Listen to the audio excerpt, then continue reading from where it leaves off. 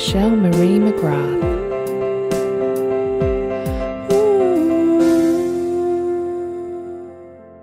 Hello and welcome to another great episode of Unclassified Woman. Today I'm talking to the great Faith Agugu. Faith has always been motivated by service. Her first job after leaving school was working as a volunteer in a not-for-profit organisation in London with children from troubled backgrounds.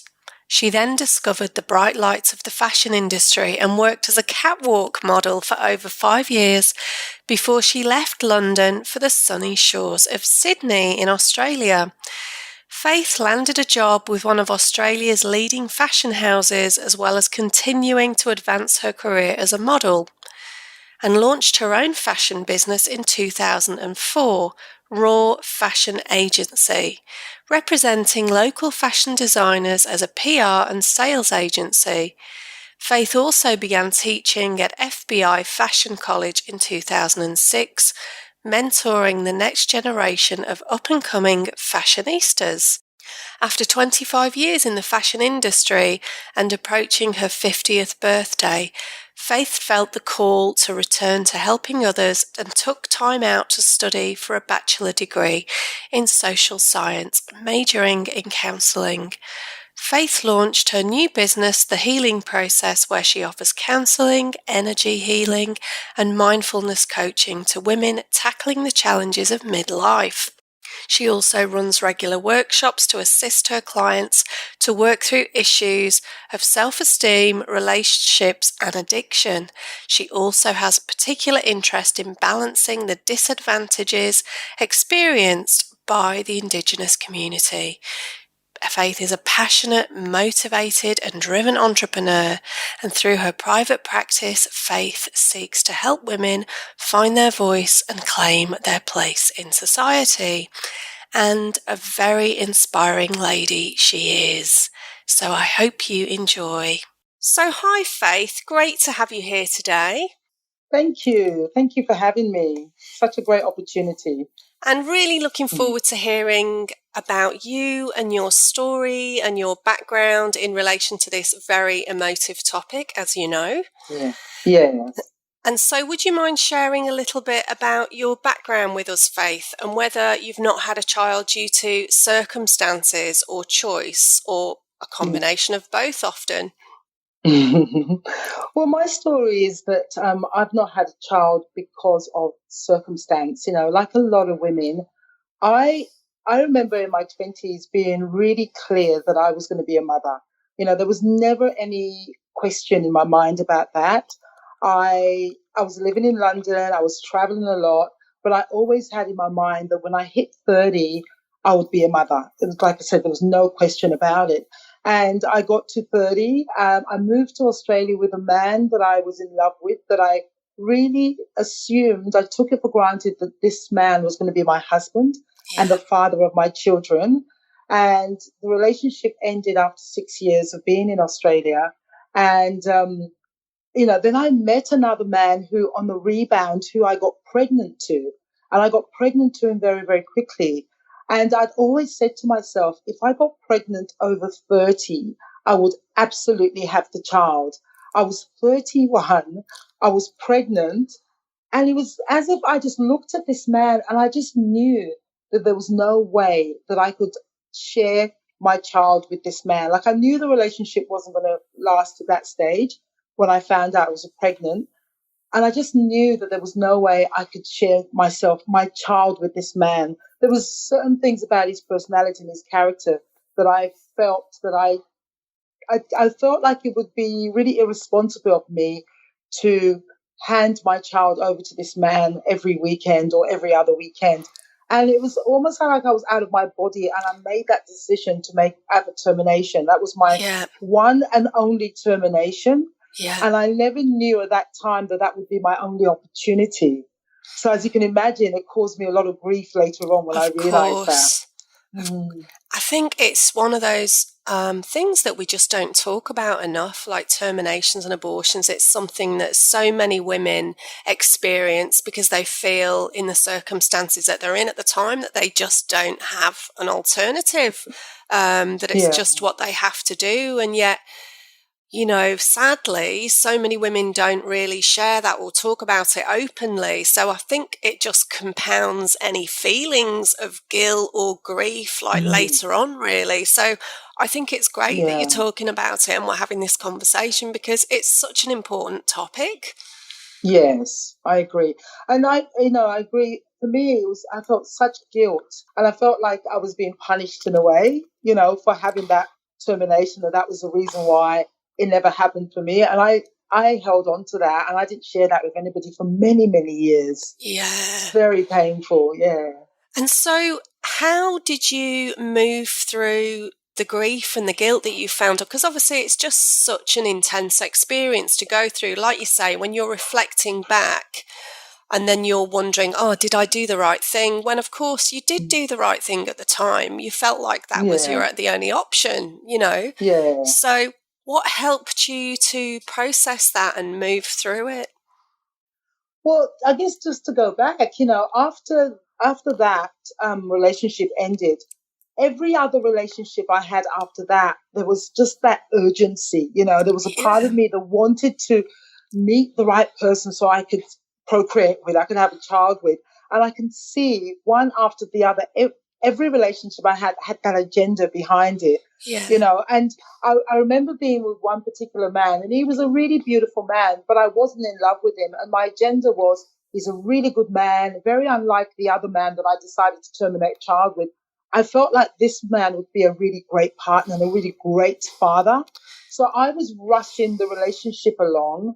And this man, and I really give him credit, he just kept putting the brakes on and he kept saying to me, I don't think you're interested in me as much as you're interested in me being the father of your child. And he just took a step back. And then he went and did some counseling around his part. He was very, very aware.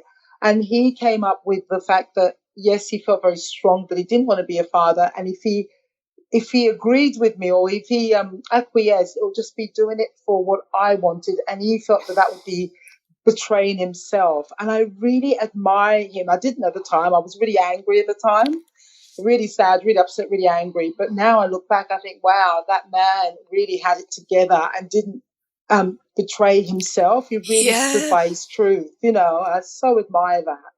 Absolutely. And so when you were younger and you were just like many women assuming that you would have a child, like you'd get to 30, you would have a child, was it because it was just, something that you'd never questioned? You had just assumed that that was going to be part of your path because, that's just what you do. That's what your friends are doing. It's just often it's, part of our family beliefs and the way we've been brought up. So often, lots of people, they don't see that there's another option because they've not been exposed to that in their families or their culture, their society, their peer groups. So do you feel that that's what was contributing to your desire to have a child? That you just had thought that's just what you would do, that's part of life? Or was it something that you really felt clear about your reasons for it? Yeah, you know what? I don't know if I went too deeply in the reasoning, but I just had the really strong sense that I was going to be a mother. Yeah. And like I said, I just took it for granted. It wasn't. I don't remember sitting down thinking about the whys and the how, other than it felt like the most natural thing. And it would never. It never occurred to me that it wouldn't happen. Yes. It just never occurred to me. So it was quite a bit of a shock, and it was a shock. And I'm glad you said, you asked about the cultural, because I listened to one of your podcasts, and it was the one with, I can't remember the beautiful woman's name, but she was a woman of color as well. Yvonne, just recently. Yes. And I remember her saying about she found there was slight difference. Yeah. And I remember, the difficulty was my mother took it very personally, and she would say things like, why is God punishing me by not giving me any more grandchildren? Because my two eldest, we had 6 children. My two eldest sisters had children and the rest of us don't. So she's got four without. And for a long time, she was convinced that she was being punished by God for a reason, I don't know why, Oh. that none of the rest of her children were having children. And when I listened to Yvonne's podcast, I just thought, yeah, it's interesting. There is that difference. So do you feel that that's very relevant as well, like in the differences between women of colour talking and white women in the terms of the religious aspect? Yeah, I mean, I've experienced that myself. But when I think about it, though, like when I think about my Greek clients, like in Australia, there's lots of Greek, women. Yes. They have a similar thing too. So I don't know whether, it's unique to Black women or just women that have a very strong religious background. Yes. So like I said, certainly my Italian and Greek clients express a similar thing about God and letting God down. Yeah. Around that. So yeah, I'm not sure if that's got something to do with it rather than sort of secular culture. Yes. Which you wouldn't really think about it so much in those terms. Yeah, it is interesting to hear like those slight differences and nuances with it, isn't it? And just how it flavours it slightly differently for people, and then how that can add to any feelings of pressure or, guilt or whatever it is. So apart from like obviously your mum being upset about that, which, must have seemed, if she just hadn't been exposed to that, where it was just kind of the done thing. And like you say, if like four of her children didn't have them, for whatever reason, it must have been quite a different thing for her to come to terms with, really. Yeah. And I think for her that changed because after a while she looked around and she realized that most of her friends had a large number of their children that didn't have children, and that changed. And she said to me one day, I just want you guys, my children, to be happy. And it's okay with me that you haven't or it didn't happen for you. And that was a huge relief, because even though I'm quite independent and I would like to think that I don't care what my mother says, it definitely affected me, and I definitely felt less than a woman. There's no doubt that I felt less than a woman in her eyes because I wasn't a mother. Yes, yeah. So isn't it, it's interesting that, though, because as we know, like in the last 10 years or so, like the number of women over the age of 40 without children has doubled. So of course it really is a growing trend. And of course there are so many different factors for that. And I know like you're based in Australia at the moment, and I saw some figures that by 2030 in Australia, it's estimated that there will be more family units without children than with them, which seems hard to imagine, really. So that's going to be fascinating to see how that unfolds over the next decade. Really interesting. I mean, I can understand some of the reasons, but I suppose it is hard to envisage, isn't it? Yeah. And I think the challenging thing for us and as our generation is that, there is no blueprint and there is no roadmap. In all of these things, we are the first, we're breaking grounds. And I was also listening to another one of your podcasts, and the woman was saying the thing about men and women.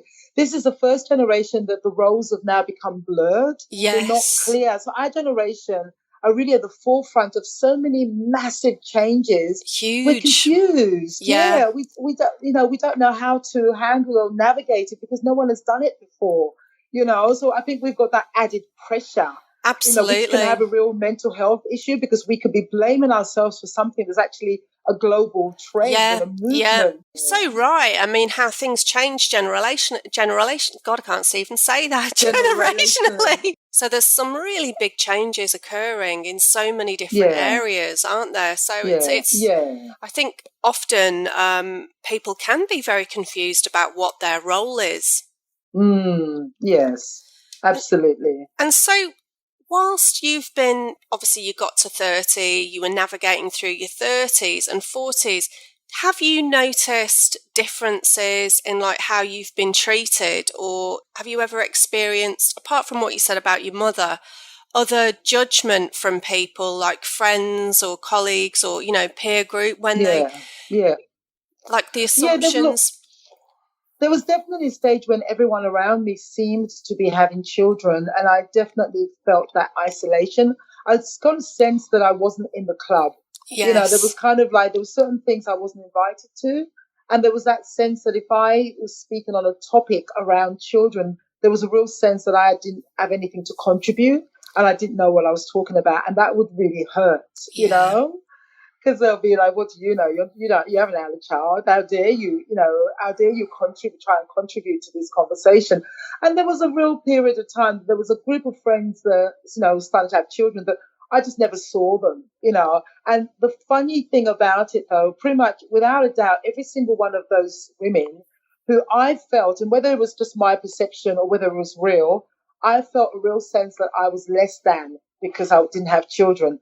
And then, interesting enough, there's been like a complete turnaround where pretty much all of those women now say to me, "Oh my God, you're so lucky that you don't have children. You have so much choices." And I've had that many of them say, "I love my children to death, but if I could do it again, I would choose your life." I've had that so many times. I went, "What?"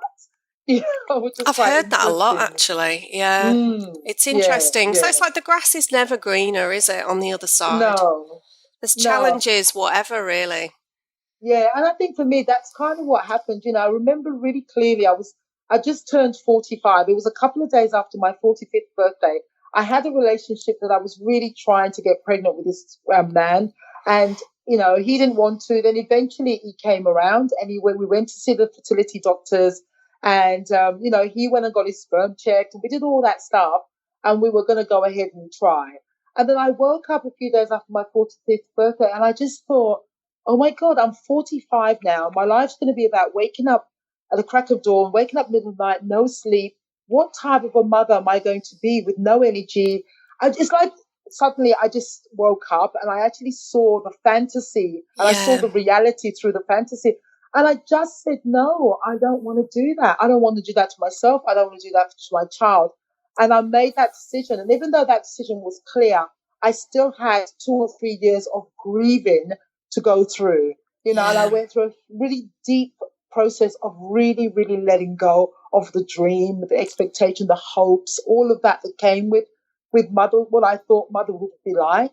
But then on the Yes. other side of it, I came out and there was just this amazing sense of freedom and intense sense of happiness and joy and a real sense that, my God, my life really is my own. And Yeah. I have the privilege in this life to make choices based on myself, Yeah. And Yeah. now when people ask me about, oh, have you had children? I say, no. I said, no. I say to them, I have been given the gift, I've been given a reprieve in this lifetime of being child free. And that's how I explain it. And I really deeply believe that. Yeah. And isn't that Mm. amazing that you then had that realization and complete shift in perception about it? Mm. Yeah.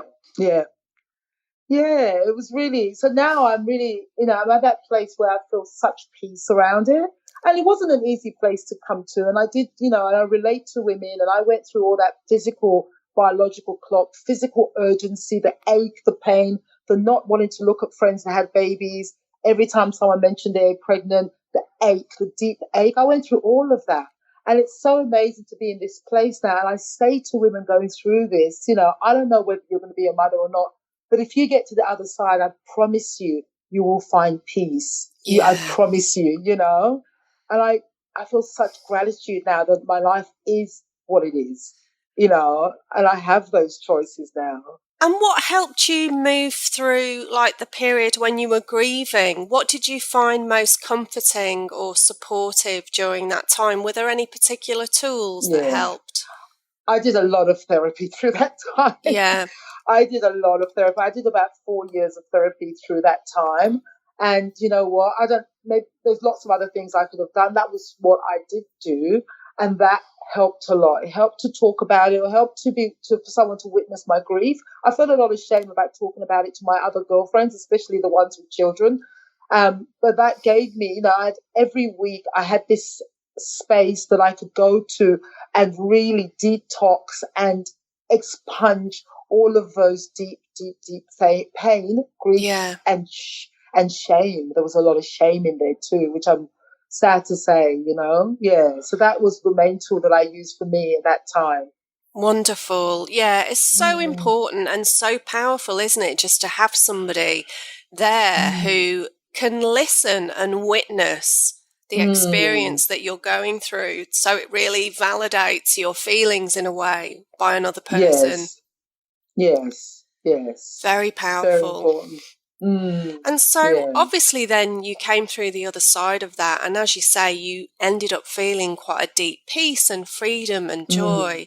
And you know, one of the things that it's always really interesting and just important to remember is that obviously we all nurture and mother and support and love in different ways. And it's just not possible for every woman to be a mother in the traditional sense. So even if it is a biological ability, it's just not every woman can or should play that traditional role because we've all got different gifts and abilities. And we've all got a different path in life, haven't we? So we find meaning and purpose in many different ways. So what do you feel brings you fulfillment now in your life? Again, listening to the podcast beforehand, I actually listened to it just before on my way home. The lady that was speaking, and she talked about child four. You know, she talked about, you know, not using. So, and I was thinking about that. And for me, yes, I have four godchildren, and two of them live in the UK, and two are over here, and they're 3 and 6. My friend, that particular friend, relationship has broken down. So she moved to be quite close to me because I was the closest person to a mother figure for her, and also like a second mother figure for her two children. So I play a very, very hands-on role. I get involved in helping out with the school runs. I cook for the whole of them regularly and just pack it off to them, and they've got food for the week. I do all of that stuff. And also too, the job, I do a job 3 days a week, and I work as a caseworker counselor in this particular role. And I work with 12 girls that are all around between the age of 18 and 27. And those are the ages that my daughters would have been, you know, because I'm 53 tomorrow. So my daughters would have been that age. So I just laugh. I just feel like it's amazing that I get to work with these women, you know, so I get to play that role. And I really get from a therapeutic perspective that I model good mother, quotation role for them. Because all of them have that background of the mothers being estranged, or the mothers have had drug and alcohol issues and not there, they're in prison. So I get to model the consistent, loving, supportive mother role. And I just feel like that wonderful. Is just amazing. What a gift, you know. I just love that. Yeah, gosh, that I absolutely love my And you could probably never have foreseen that you would end up doing that type of work years ago. No, absolutely not. This was the last thing on my mind when I was going through my grief around, you know, letting go of motherhood. I had no idea that this was in store for me. Absolutely no idea. Incredible, isn't it? Yeah, I mean, you sometimes feel like the universe has quite a funny sense of humour. Absolutely. I laugh when I think about it. It's like, yeah, you knew exactly what you were doing. Yeah, so it's just, you know, often we just need to get out of our own way, don't we? And kind of go with the flow of where we're being led. But often we're trying to kind of open doors that are just not opening and thinking, why is this not happening? And sometimes it's timing and sometimes it's just not meant to. But that can be hard to deal with at the time. Yeah. And you know what? I think about an interview that I heard with Oprah, and I can't remember who was interviewing, and she said they were talking about motherhood. I don't know if it was on your podcast, but that thing about motherhood. I wish it was Oprah on mine. Yeah. I think maybe someone referencing Oprah on yours. But it was, I think what she said was that the work that she does in the world today about mothering a large group of people, that she doesn't think she could have done both, being a mother and done that. And she's really grateful that this is the one to go. And I feel the same because I feel like that's my role, is to mother women, even women my age. My practice, my private practice is mainly with women my age, and half of them have got children, half haven't. But my role is to hold space for them and nurture them. And I really feel that, like Oprah, I probably couldn't do both very well. And so my soul chose one. And I'm really at peace with my soul's choice, you know? Yes, absolutely. And I was just also thinking that, having children is also, it's one form of creative expression, because we as women are creative beings and we're creating all the time. And we have, the menstrual cycle, which is a creative cycle, and how when we're experiencing that, we're very attuned to the cycles of nature. And it's just really like a form of expression in a way. So how would you say you enjoy using your creative energy and essence? Are there any ways that really bring you joy, specific activities or forms of expression? For me, I love cooking. My mother was from that generation or that culture that cooking was the way that you express love. So my mother never told us she loved us until recently, but she would throw all of her love into the food that she's made. And that's the way I've always been. So I belong to a number of self-help groups and groups that every year I volunteer to cook for about 120 people. Wow. And when I cook, it's purely a meditative, loving process. And I just absolutely get into a meditative state and I infuse the whole process with love. And people that come into the kitchen as I'm cooking, I have meditation music on. And I say to everyone, you can only come in this space if you hold that space of love. If anyone's stressed, I ask them to leave. And I get to, in a very ceremonial, ritualistic way, cook for a large group of people. And I come and I watch them eating and I see the way it transforms them. And it's like alchemy, Beautiful. And I do that for my friends and I do that even for myself. And I hear people say, oh, because I live alone or I'm just alone, I don't cook. And I don't do that. I cook for myself with the same sense of intentionality and love. And I fuse it, So I think that for me, that's how it plays out. So powerful. I really enjoyed hearing about your experience and story. And it's just so lovely to hear like how people really move through that experience and really alchemize all of that very, intense disappointment and grief that often is a part of these experiences. And really, as you say, letting go of the dream of something and then moving into something else. Yes, absolutely. And so where can people find out more about you, Faith, and your work? Okay, well, my website is thehealingprocess.com.au, and they'll find out all about my one-on-ones. So I'm a therapist, I'm a counselor, an energy healer, and a meditation teacher. So I do mindfulness coaching as well. I work on Skype as well as face-to-face if people are not in Sydney. And I also run regular workshops on self-esteem. This weekend, I'm actually working on healing the mother-daughter relationship in Sydney. So it's not for mothers and daughters, it's for daughters to work through their mother stuff. Because what I find is a lot of daughters either do confront their mother with what they perceive as the neglect, the hurt, the pain, the abuse. And all that usually does is shut down the relationship because the mothers can't handle it.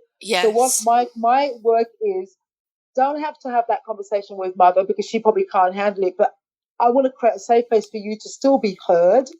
So, and you can still share, be heard, be validated, and then go back into the relationship with your mother and communicate with her at the level that she can hear you. But at the same time, you've been validated and you've been healed, so you can have peace.